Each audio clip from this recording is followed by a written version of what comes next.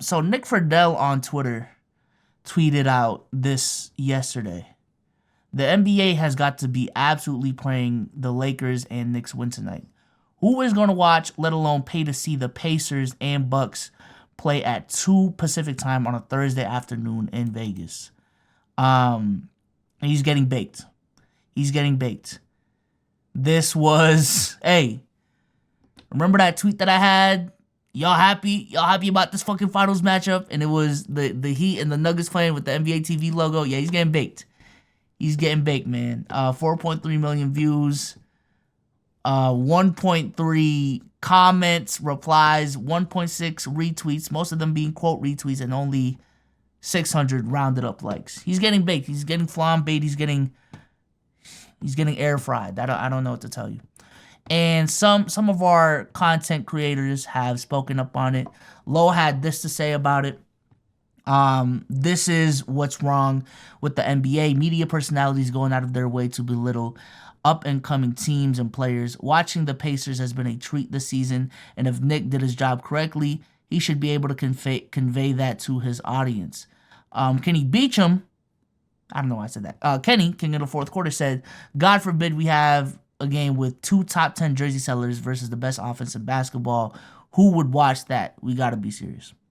Now, I have had the take, especially going into the finals last season, of, man, I hope y'all were happy about this, man. I hope y'all happy about the Heat and Nuggets playing in the finals. You're going to have to watch this on NBA TV instead of ABC.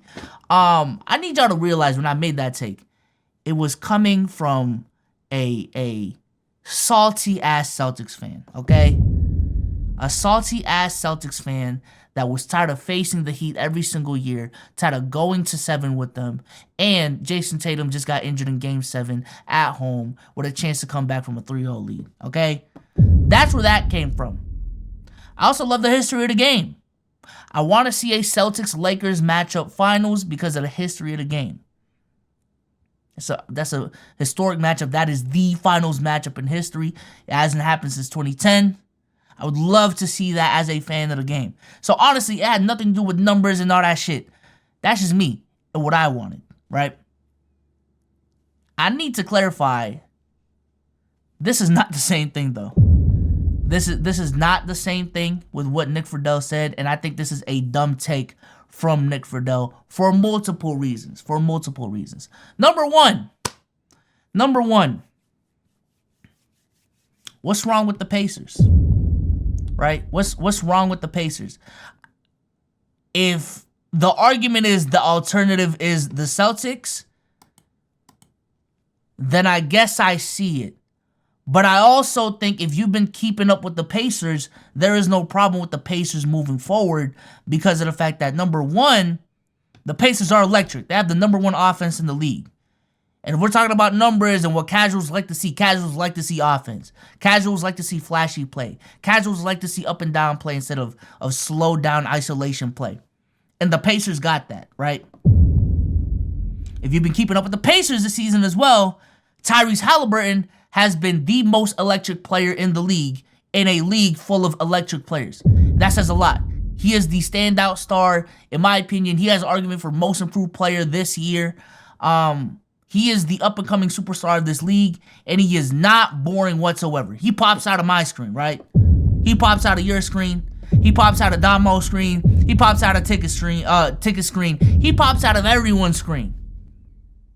From his flashiness, his play, the shots that he makes. Dude is entertaining as fuck. So I don't see what the problem with that is.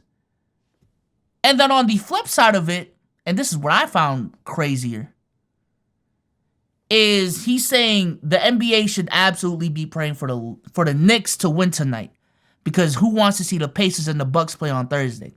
So just for some reference, the Pacers were already locked, right? And the game last night that what happened was Knicks versus Bucks. So he's saying, yo, the NBA should be praying the Knicks beat the Bucks because that's going to come up for a better matchup. Are we serious right now? That to me is the worst part about it, bro. That to me is the worst part about it. Even from a casual perspective, literally the only draw that the Knicks have to be a better matchup from a league perspective compared to the Bucks is the fact that that is New York's team, and that is it. That is it. That is it. And I would love to see the ratings in the 1999 NBA Finals when the Knicks were actually in the finals, even though they weren't that good of a team. Shout out to Cooper for the 100 bits. This is crazy. I'm ignoring that. Because I think those ratings were bad with the Knicks in the NBA Finals.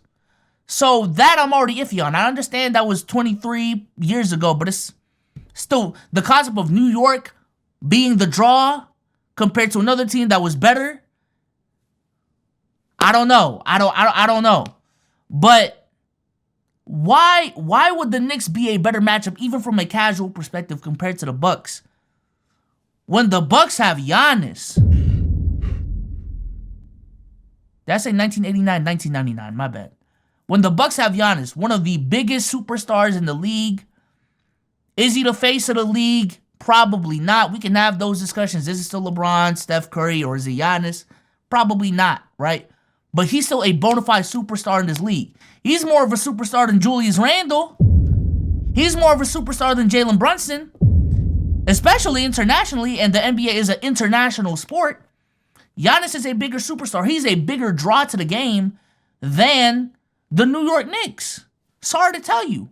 And we're not even talking about that. Number one, the Bucks are just a more entertaining team. They're a better team. And number two, on top of Giannis, they got Dame. And understand Dame is not having the best season of all time. Understand you can even make an argument that the Bucks are still underperforming. But yo, Dame is a draw in and of himself. You can make an argument that Dame is a superstar in and of himself. And that's what Kenny made. That's the argument that Kenny made. Kenny said, God forbid we have a game with two top 10 jersey sellers, which he's referring to Giannis and Dame, versus the best offense in basketball. Who would watch that? We got to be serious. And I agree. What is wrong with the Pacers-Bucks matchup? I think that's going to be fine. I made the TikTok about it, and people were saying, yeah, I mean, that's cool and all, but if the Knicks made it further than the Bucks, there'd be more Knicks fans in the building than Pacers and Bucks fans. Or if the Knicks Celtics made it, there'd be more fans in the building than that. Bro, it's in Vegas. It's a neutral site. And I'm just thinking about it. And chat, please correct me if I'm wrong, but are there like a flock of Knicks fans in Las Vegas that I just don't know about? Like, deadass. Is there a flock of Knicks fans in Las Vegas that is going to make a significant difference in attendance in those games that I just don't know about? Like, is the attendance going to go from, let's say, an 89% complete, 85% completion to 95% completion if the fucking, if the Knicks made it further because they're New York's team? Am I just not hip to the game? Am I just not hip to the game? I don't know. And also, this is probably not the most egregious part of this, because I do agree to a certain extent. The Lakers are just a different level. But to say that the NBA is praying for the Lakers to move on when the alternative is the Phoenix Suns to move on with Kevin Durant and Devin Booker, I don't think they're praying.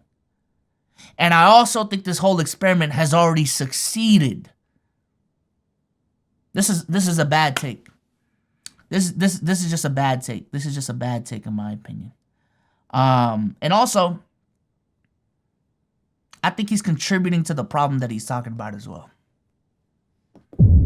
I think that too. I think that too.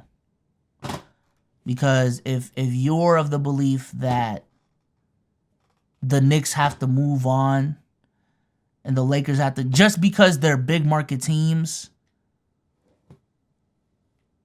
like, That's the problem right there. That's the problem right there. Who is going to watch Pacers and Bucks play on a Thursday afternoon in Vegas? The fact that that's the problem. That's the problem, is because we focus too much on just the Lakers, the Knicks, the Celtics, the Warriors, that when other teams don't make it, now there's a problem in terms of ratings. And listen, I'm not going to act like he doesn't have a complete argument, because as a YouTuber, I understand certain titles. And we had this conversation with when Rusty had that confrontation on Twitter about the thumbnails. Like, yo, sometimes you got to do what you got to do, right? Let's just keep it a bean. Certain teams do mean more. Certain teams do get more viewership than other teams. And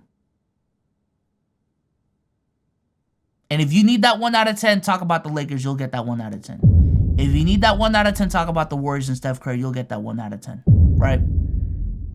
But it's also a catch-22 of like, yeah, it's working right now, but that's such a short-sighted mindset, because that's what the NBA has been doing for the last 10 years, and it's worked in the meantime. If we're trying to maximize next week's ratings, push LeBron, push Steph Curry, push the Celtics, push the Lakers, push these teams. It works in the short term, but in the long term, these are the effects. The B sides of the league get shunned. They become floppers because we don't put much emphasis on them enough. So it's a catch-22. I see why they're doing it. I see why the argument is there. But I think that is exactly what's contributing to the problem, is because you're banger hunting. You're banger hunting. You're banger hunting. To the point where the B sides of the league don't matter. Or that they suffer because you don't give them enough proper attention. I get it. It's a business. It is what it is.